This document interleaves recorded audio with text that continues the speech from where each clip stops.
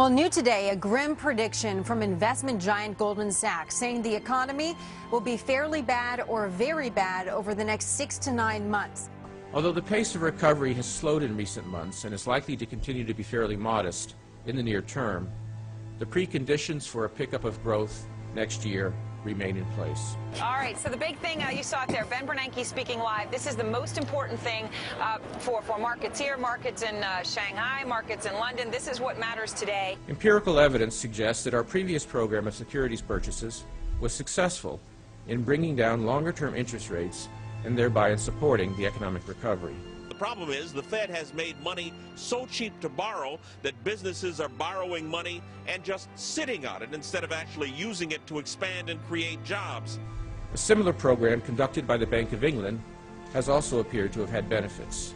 Drastic cost-cutting measures will soon hit the UK. The government just announcing plans to slash public spending by the largest amount since World War II. I asked one government insider, why the UK is taking this choice. They say stimulus for them, they don't feel will work. For example, a means of providing additional monetary stimulus, if warranted, would be to expand the Federal Reserve's holdings of longer-term securities. So he's laying out the case for what we call quantitative easing, QE2, but basically that means the Fed prints money to go out and buy things like mortgages. One disadvantage of asset purchases relative to conventional monetary policy is that we have much less experience in judging the economic effects of this policy instrument.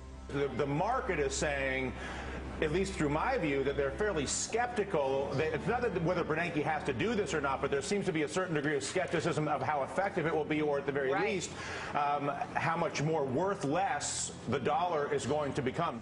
Which makes it challenging to determine the appropriate quantity and pace of purchases and to communicate the policy response to the public. It's been interesting to watch as the Bernanke and the government tries to print more money to sort of keep this ball in the air, as it were, to watch the financial market players, particularly the more sophisticated ones, how aggressively they have moved out of any financial asset and into gold, copper, palladium, all the metals, all the soft commodities. Another concern associated with additional securities purchases is that substantial further expansion of the balance sheet could reduce public confidence in the Fed's ability to execute a smooth exit from its accommodative policies at the appropriate time.